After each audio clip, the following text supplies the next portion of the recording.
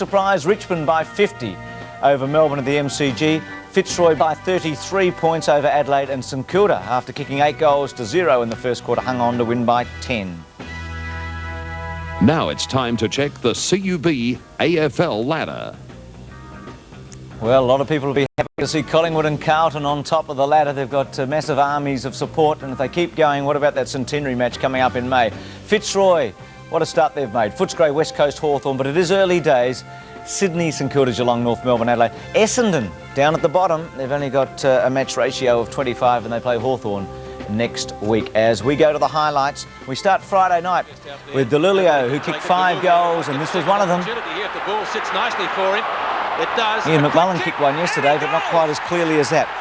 Craig Bradley was magnificent after half-time, and just before half-time he copped a hard one there from Spargo. Tommy Alvin kicked 4 goals. I'm not sure how many times he's done that in his career. And Carlton winning in a really good match. Well, what about McMullen's goal? What do you think? I didn't think it was a goal at the time, and I'm pretty sure now that it wasn't either. So through it went. It was a pretty rough, tough game. Here's Buick and Manson. Buick gold about a minute later. Now, Woods goes down from Grenvold. Dacos had a superb duel with Kickett for 3 quarters. It was the highlight of the match. Here's one of Peter's goals. From the pocket. Well, you'd expect that. Bomber Thompson on Dacos. Some rough passage of play out there. Here's Pert and Fox. Here's Wallace and Gaffer. Very undisciplined and untidy play. And Pert and Wallace. Now here's Wallace on Woods. Oh, Tony Woods is down. Hamilton made a mistake. He just came on after half-time, and Big Ronnie. Now here's Michael Long Dacos. This young Watson can play. Ronnie McEwen, Watson, round the body, kicks the goal. Can play, this young fella. Now what do you think of this one? Oh, is that a Free kick to Starcevic. He got one. It's about 15 metres out from goal. Well done, Wanganeen. Now Wanganeen, should have that been a free kick for Collingwood? Salmon, good play here. Left-hand handball to Long, and brought Essendon within 9 points, but they failed. To Princess Park, and well, firstly to the MCG, I should say. That was Stretcher's bump on Naish, and then Knights to Jackson. Jackson had a pretty good match yesterday, and Richmond winning by 50 points. So after a poor start, they were thrashed by North Melbourne and then thrashed by Geelong, and to think that Melbourne opened up by beating Geelong at the MCG, and now they've lost to Adelaide and to Richmond. So a struggle for the Demons. Hodges for Adelaide, and they started very well, Adelaide. I think they led by nearly 5 goals at one stage in the first quarter. Here's Bones' goal, but this is a very good Fitzroy team, there's no doubt about that. They made it all the way to the final of the Foster's Cup, and you reckon this fellow can play a bit. McCormack, he had a lot of possessions yesterday with Broderick, and he's been in magnificent form. I think he had 44 possessions, 25 kicks and 19 handballs. Wiedemann's mark went up early and hung onto it in a spectacular grab. Lynch was injured, moved to the forward line, and goal there. So Fitzroy sailing along. They've got a very big clash with this team on Easter Monday, St Kilda. Who would have thought that Fitzroy versus St Kilda would have been such a big game at the start of the season? But it is. The Saints started brilliantly. Lowe's copped a lot of criticism in the last couple of weeks. Had a very good first match of the season against Essendon, and then he struggled, but he bounced back. And it looked like St Kilda were going to bolt him, but Hawthorn came back, as you'd expect they would. They charged back. They got within a kick late in the last quarter. Lockett kicking a goal to save the match. Dermot Brereton was in trouble with the umpires yesterday. In fact, remonstrating. But here was the vital pass from Brett Bowie, and Lockett takes the mark and went back and kicked goal number 6 and sewed it up for St Kilda. Big win for them. There's been a lot of controversy surrounding their home ground where they should play their matches. Their first match yesterday at Moorabbin for the season, and they celebrated by defeating the defending champions, Hawthorn.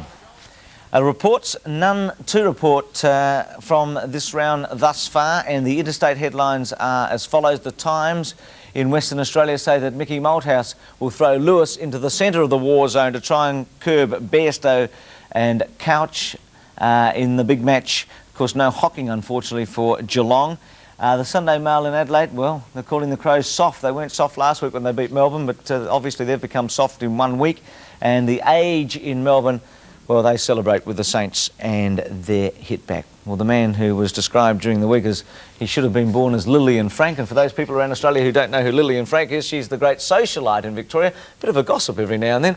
And a good pair of legs too she's got, Brucey. Scotty Palmer, welcome, Scotty. Terrific, Bruce. Not the Professor of Propaganda today, but Dr. Kildare. Yes, it's my bedside manner that's working today. There's a lot of injuries and a lot of sort of doubtful quantities. Well, will Mitchell and McKenna play? Let's find out about those Barry two. Mitchell will play. Buckenara said he'll have a strap over the rib and will play.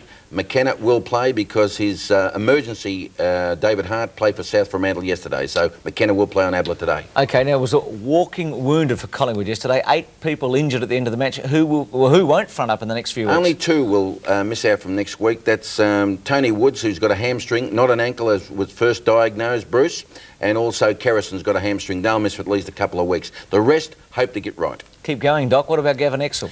4 days he'll be in the Ionia Hospital. He's bleeding behind the eyes still, quite serious. They're just hoping that it clears up because if it gets beyond 4 days, it gets really serious in there. But Gavin's going to miss 1 game at least. Jimmy Steins? Jimmy Steins has got a back ailment. Now, he says he hasn't, but the club think he has. So John Northey's going to put him through an examination this week by the doctors. Jim wants to keep on playing, but he's lacking mobility at the moment. Silvani and David Kernahan from Friday night. Silvani's been living in ice at the moment. He's got ice on that ankle yesterday and today. Could be doubtful for next week. Kernahan, of course, got the groin.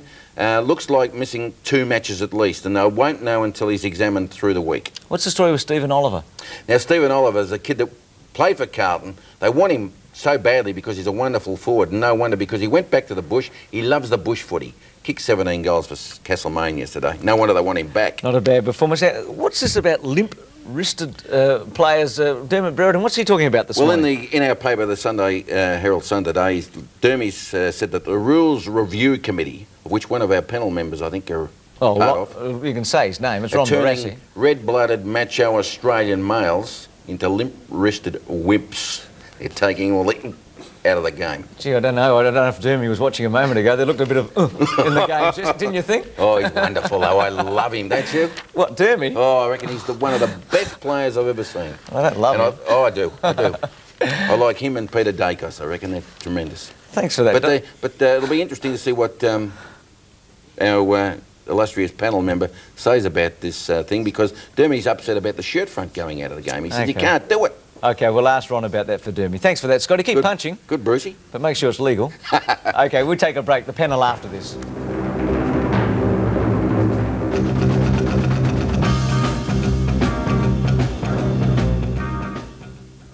He was declared officially a legend during the week on the Sunday, the Sun Herald, and poor old Ron Barassi, and I say poor old Ron Barassi, wasn't even a legend. Bobby, how did that work out? Oh, well, actually there was some criteria, Ron, that you didn't really measure up to, was it? Was your ability. Oh, sorry. No. You had to play with the one club right through. I think that was one of the criteria, and Ron, of course, left for money.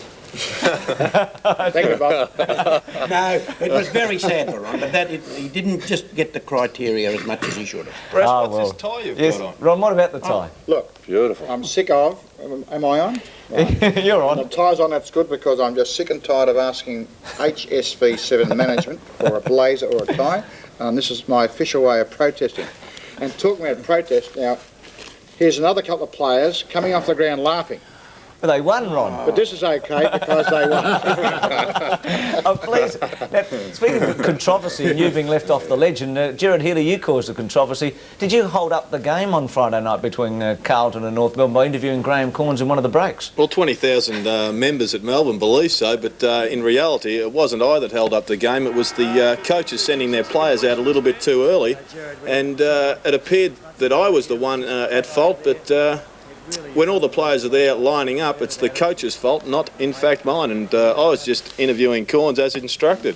Well, I think Gerard's absolutely right. It is a fault of the AFL. If the AFL can't organise the umpires to stooge around on the field wherever they want to, except in the centre square, looking as though they're ready to bounce the ball, by the correct time, That's all they have to do. Stooge around. They've been doing that for a while. What do you mean? If they're ready to go, the umpires are ready to go. The umpires should be ready to go when the game's ready to go and not before, because people get annoyed about the game being held up. If they weren't ready, the umpires weren't ready, they wouldn't blame television, and they shouldn't blame television, because television is doing the right thing time-wise. By the way, you weren't being booed, it was Cornsey.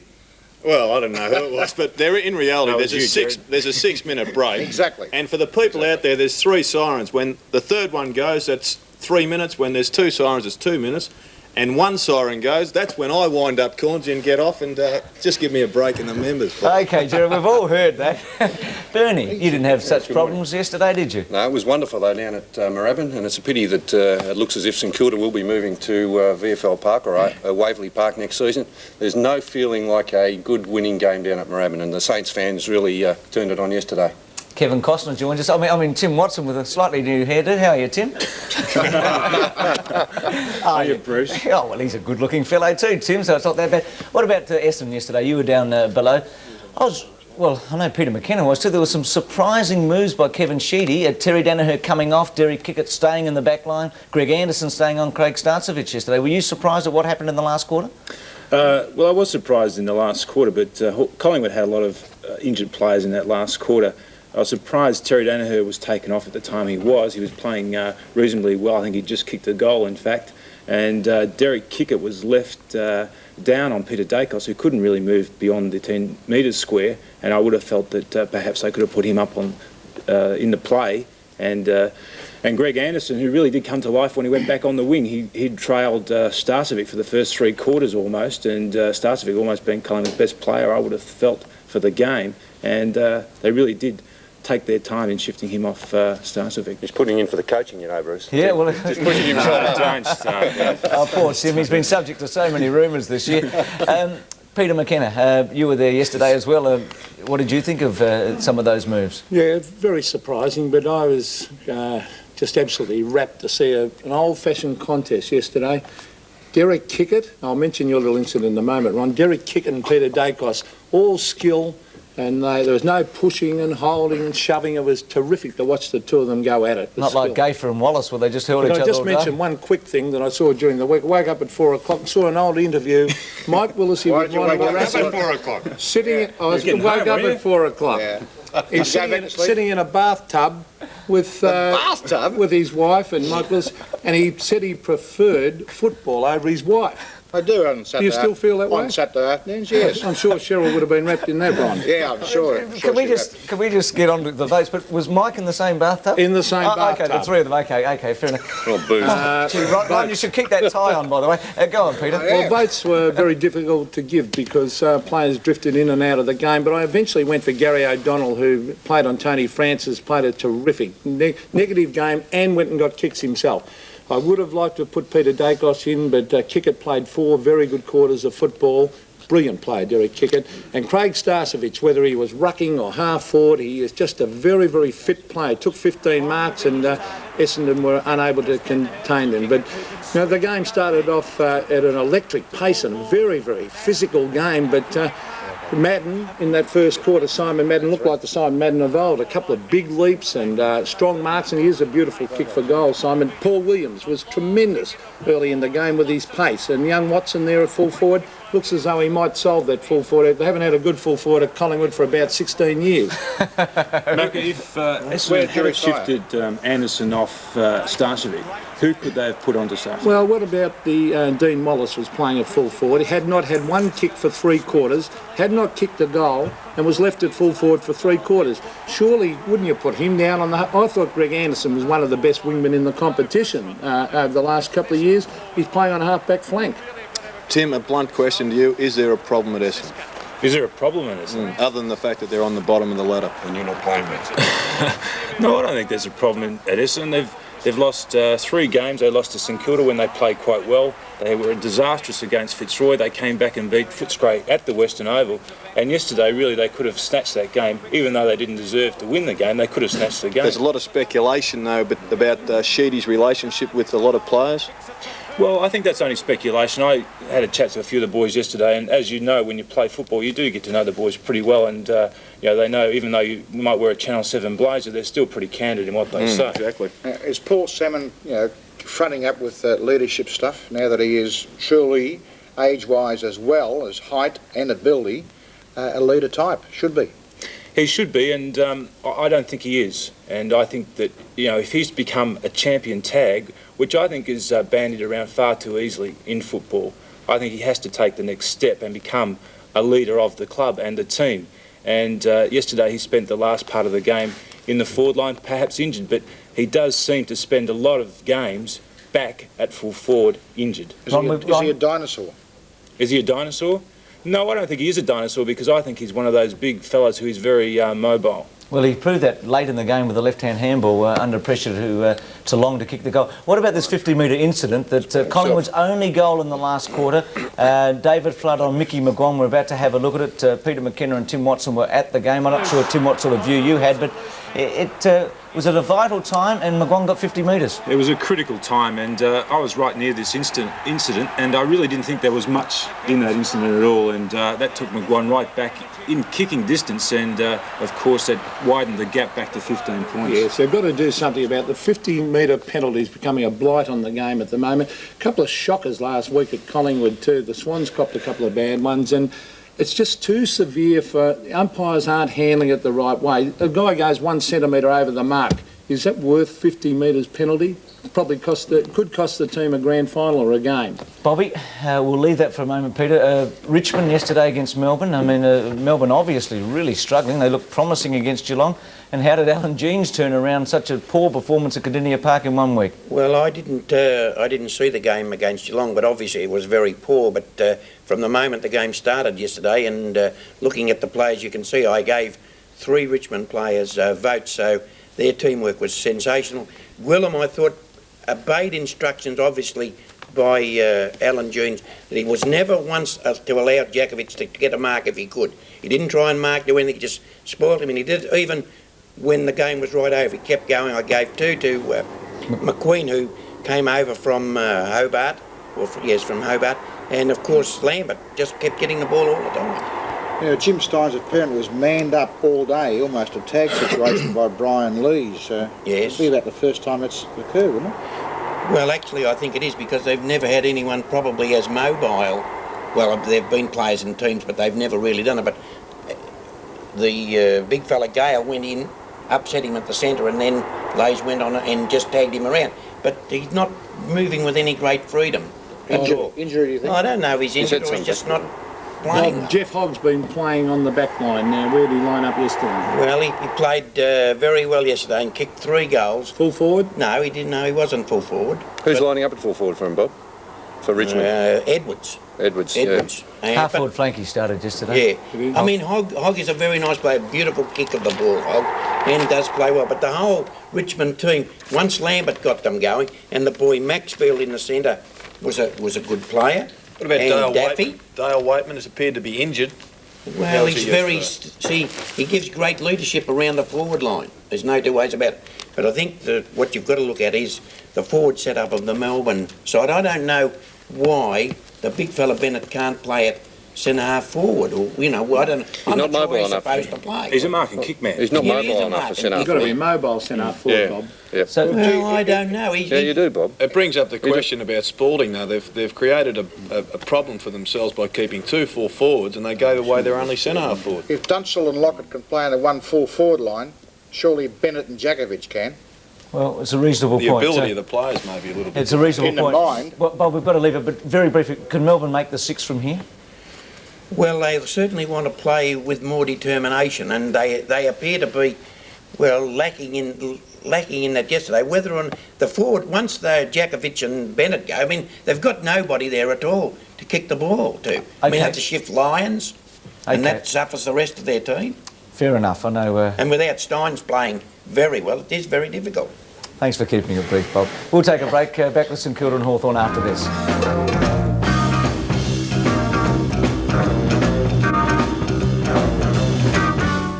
Troy unfortunately didn't play yesterday, injured with a back injury, but the Lions on their merry way. The Roy boys, welcome, Brett. Thanks, Bruce. Must be a tremendous feeling out there at the moment. I mean, last year you were the whipping team for so much of the season until towards the end, and this year you're legitimate contenders for the final 6 at this early stage. Yeah, well, things have really picked up. I think we started to turn it around towards the end of last year when we won 3 of our last 5. And if you look from those games onwards, we've really picked it up through pre-season, the pre-season competition, and 2 out of the first 3 games. So things are looking a lot better. It was a big joke when you beat West Coast last year, but it's not quite such a joke now.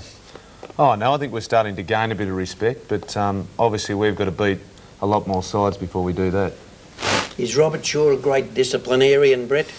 Oh, yeah, I think sure he's got the players doing all the hard things. I think in football today you've really got to have all the guys tackling, chasing, shepherding, and you only need 1 or 2 guys to drop off and you're in a bit of trouble, and I think they're doing that at the moment. Brett, Richard Osborne got 5 goals. How did he get them, and can you get away with a shortish full forward in June and July? Yeah, I think you can with Ozzy. He's definitely lost a lot of weight to what he was in previous years, and his form has really picked up because I think he's got his old pace back, and with Ozzy's pace he can get away with it at that height for sure. Steve-O, Robert Shaw, does he coach pretty much in the Barassi mould? He's pretty tough, isn't he, on the players at times? Well, how did he deal with Wielden last year when he was having troubles with him? Yeah, it's a fairly tricky question there, Bernie. I've never played under Barras, so I wouldn't really know, but... Bernie said you had 17 clubs when he read out your history. He played everywhere. Well, if Bernie wants me to bring up a bit of mail on him... OK. Truth. Brett, a couple of the Fitzroy players, have they gone that extra step? I'm referring to guys like Brendan McCormack and Paul Broderick. Oh, definitely. I think Brendan's really come on. He's put in a hard pre-season. He had a bit of trouble with his weight last year, but... you know, his skills have never been undoubted, and he's definitely come on really well. And Paul Broderick, he's probably one of the best handballers in the league. He really works hard, and he was a great player for us last year, Brothers. Brett, the club seems to have put this issue behind them, but the players must have been dumbfounded last year losing Gary Pert as a player. Oh, yeah, I think, you know, any club that loses a player like Purdy is, you know, it's going to be hard to fill the gap that he left, but... obviously we couldn't do anything about it, and the best thing for us is just to keep going on and try and do our best. Paul Rouge is back as captain this season.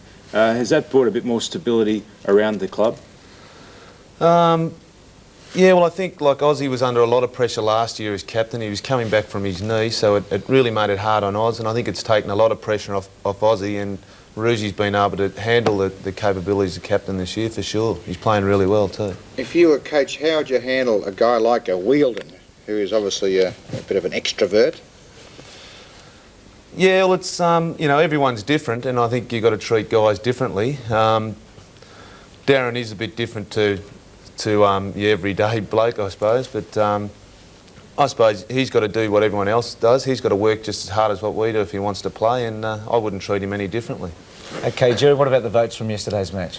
Well, I gave 3 votes to Brendan McCormack. He dominated the centre and got the ball out of there on many occasions, had 44 possessions.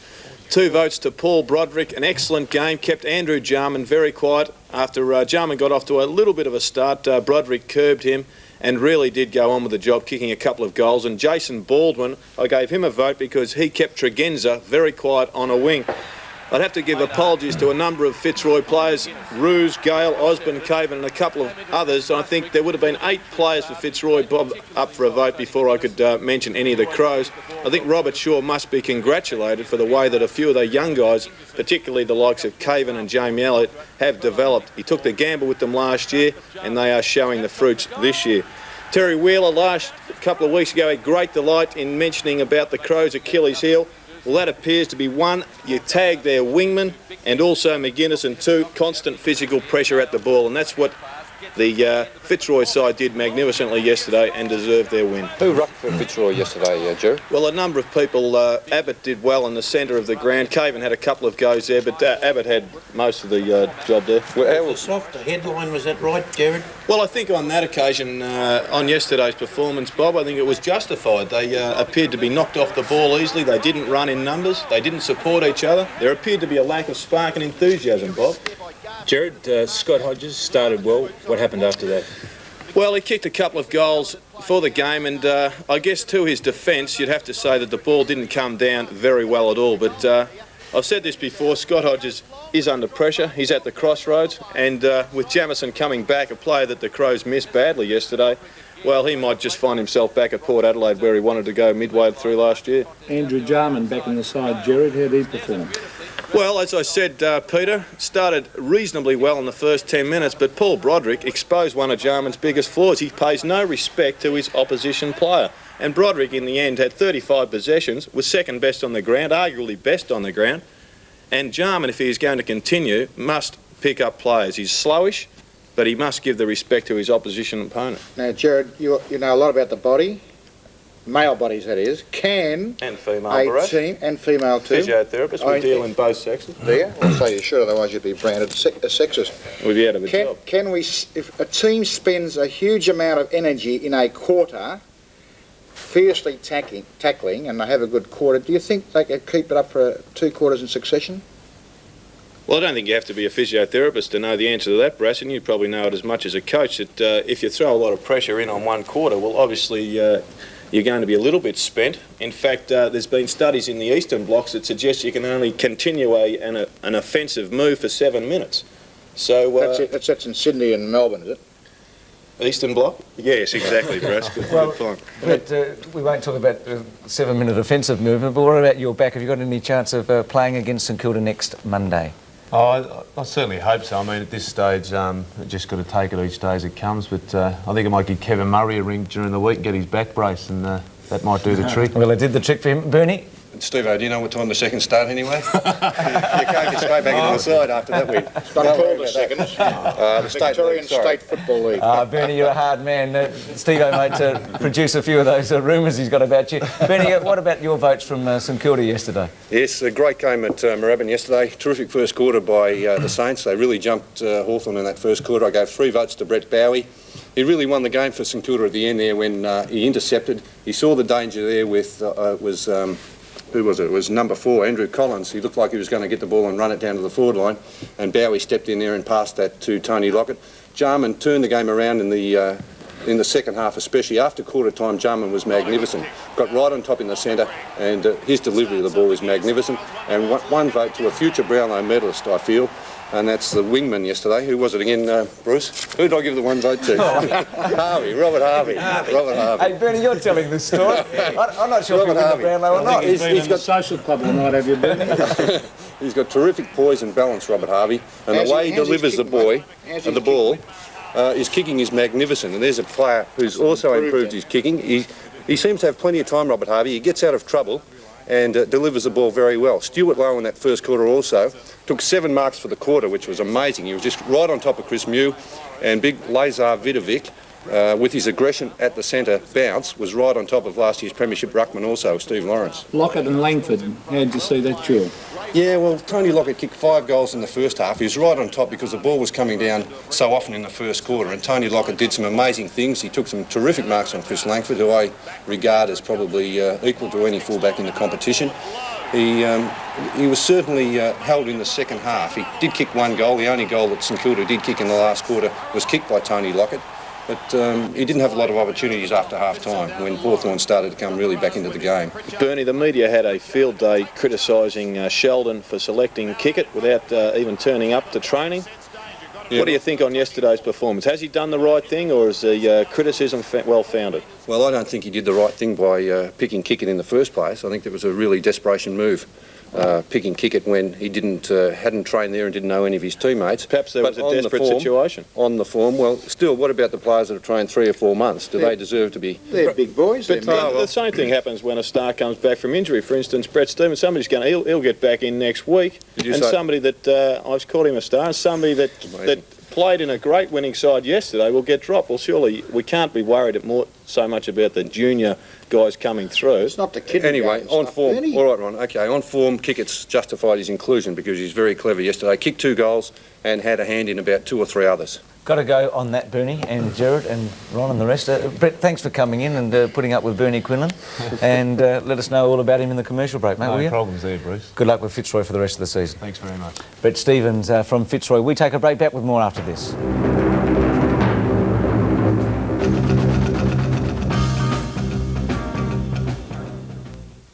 and had he nailed that goal, it may have been a little bit different when they went back to the huddle at three-quarter time. It was a very tight game. It was a very good game of football, and really Carlton impressed me very much. I'll just go on with the votes. Craig Bradley, 3 votes.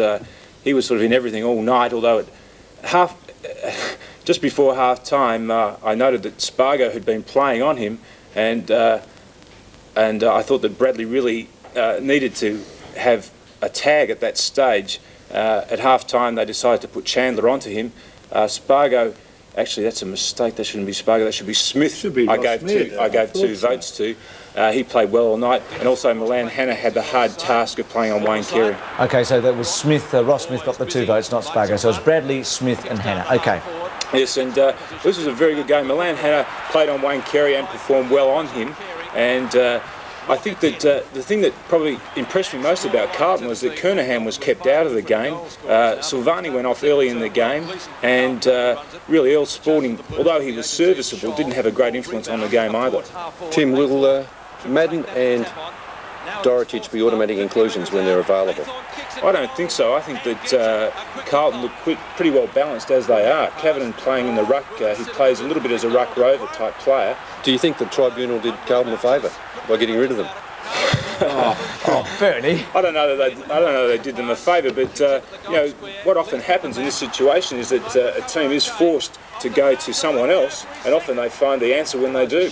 What do you think Carlton's best recruit this year is will to win? Look, they're playing very committed football. Pocket player on, is he? They really First are. name's Will.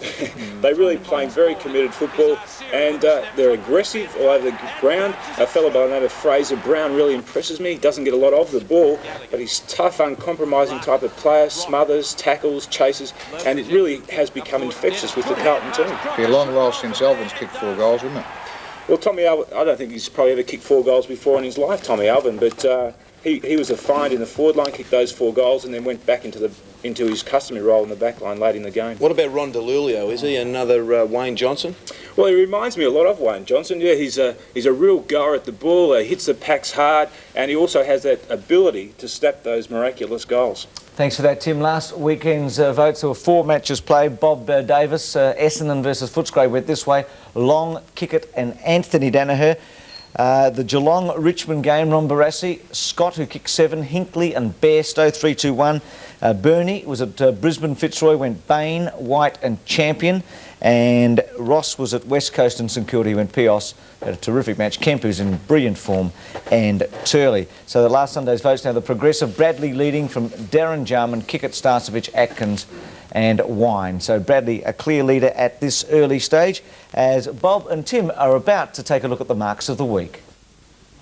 The Mark of the Week and the Mark of the Year are proudly brought to you by Mitsubishi Motors. Well, here we see Tim Allen preparing himself to launch up, and it's a very nice mark. He's a good grab, Tim Allen. The next mark is Dale Kickett's, and he's coming. That's a fine mark on the chest, but he really did get off the ground there. Pios was in grand touch, and it's a very good, strong mark. He's quite a good, handy player, Pios. Now, one of the most spectacular marks in the AFL at the moment. Here he goes, Nicky Winmar. What a spectacular grab. And Roger Merritt belying his ears right up over Brett. Is Brett still here? Oh, yeah, he's looking at the game. It's a nice mark of Merritt's. This really is a standard sort of mark running back with the fly of the ball by David Flood. John McCarthy, we know, is an excellent mark, and he's got a good grip on that, bringing it all the way down, despite a sore ear. One of the players I've been very impressed with this year, Darren Crocker. That's not Darren Crocker, that's Wayne Carey. Well, there's a bit of a change here. I think this is Simon Madden. Yes, and Simon's taken the mark quite comfortably. Here's Bomber Thompson going back and pulling that in with one hand, and he's always got his eyes on the ball, Bomber Thompson. Ronnie McEwen using his bulk and some skill there to bring it down. This is a very similar mark to Bomber Thompson's going back. That's a courageous mark by Graham White. And the gentleman with the big hands, there he is, Stuart Lowy. It's a typical Burton mark in heavy traffic. A very strong grab. And Stuart Lowe showing his great skill once again. Look, falling down but keeping. Look at that grip on the ball there. You know, almost swallowed. There's a spectacular mark by Wiedemann. Hands in the back, got a lift, eyes on the ball. I think we see Tony Free here getting up to take the pass. Very nice mark. Free Looks like when he hit the ground, he almost spilled out. And to finish off with, we've got Jeff Hogg here going back over the pack and a good grab. Well now, Tim, seeing that you're the new boy on the block, which ones of those marks did you really enjoy? Well, I really enjoyed Nicky Winmar's, Wayne Wiedemann's, yes, and Roger Merritt's. It's the most I've seen Roger jump off the ground in a long time. Well, you picked them 3 out of my 4, but Wayne Wiedemann, I thought now we got the rules man up there. Is it true, Ron, or not? Is he giving the free kick away, or is that a genuine? He never pushed him in the back. Free kick. There's no way it's a free kick. If you watch it in slow motion, You cut that out. Bruce, Cut out football. may I say this? We watch it in slow motion. Gentlemen, Bob, go on. He never once varied his eyes, did he, Tim? Got nothing Yeah, but it doesn't matter. Fantastic. You can't get a lift. Okay, You can't get a lift. let's leave it. He's won it. Gowers, McDonald, Grant and Wiedemann have won the marks of the week so far, and give Ron, well, give him a couple of minutes to think about the decision. And tell us after this break what he reckons. Oh, Have a look at that, Rob. after the break.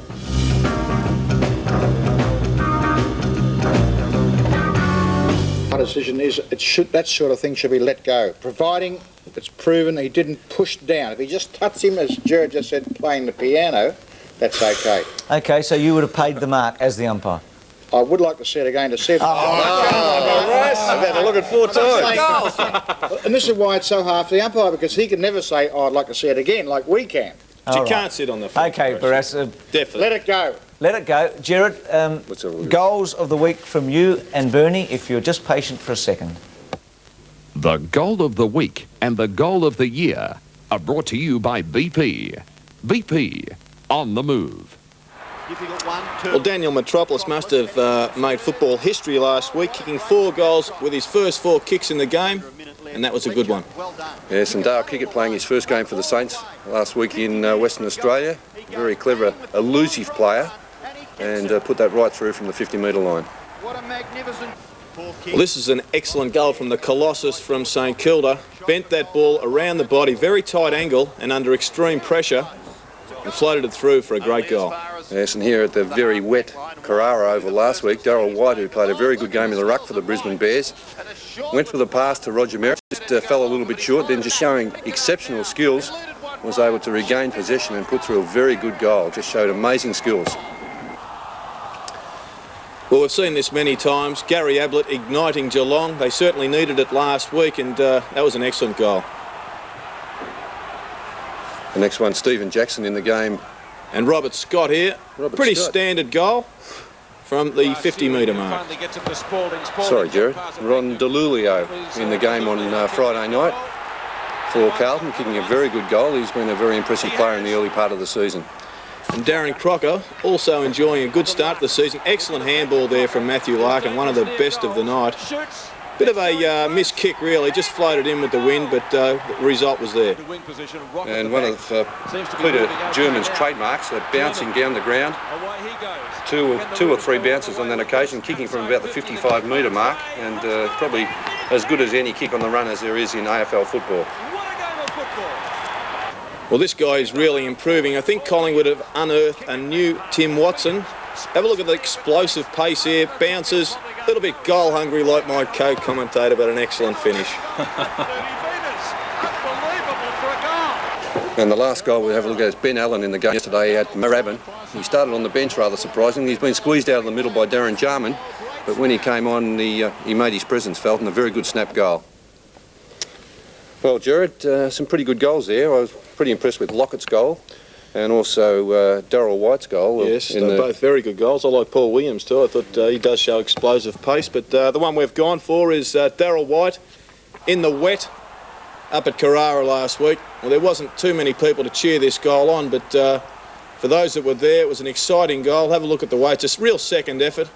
He attempts a short pass, follows up, extreme mobility for a player playing in the ruck, and finishes off under pressure with a direct shot, very straight shot at goal. Darryl White, the winner there. Ablett, Lamprell, Gowers and White have been the winners so far, round by round, in the Big BP Award. And the goal kickers at this stage, Dunstall leads Lockett by 2, 22 to Dunstall and 20 to Lockett and 15 to Osborne, with Jakovic on 14. Gentlemen, we're almost out of time. A very quick prediction, West Coast Geelong and Sydney versus Footscray. Bob Davis, start with you. I'll stay with the with my team, Geelong, and the Swans. Okay, Ron? Just a great pleasure to go exactly opposite to Bob, going West Coast Footscray. Okay. Yeah, West Coast Footscray, Bruce. Bernie? Yeah, the same, Bruce. West Coast Footscray. West Coast Footscray. Gee. And West Coast Swans. West Coast Swans. Well, they're going to be terrific matches, and you can see them on 7 today. 1 o'clock the starting time, Eastern time, for Sydney versus Footscray, and that's followed by the match from Western Australia. Ron, loved the tie. Thank you. Bit the poor lizard. We'll do something about that. Not a real one. That Channel 7 tie and plays. I know a bloke who's got a spare one. He might be able to give it.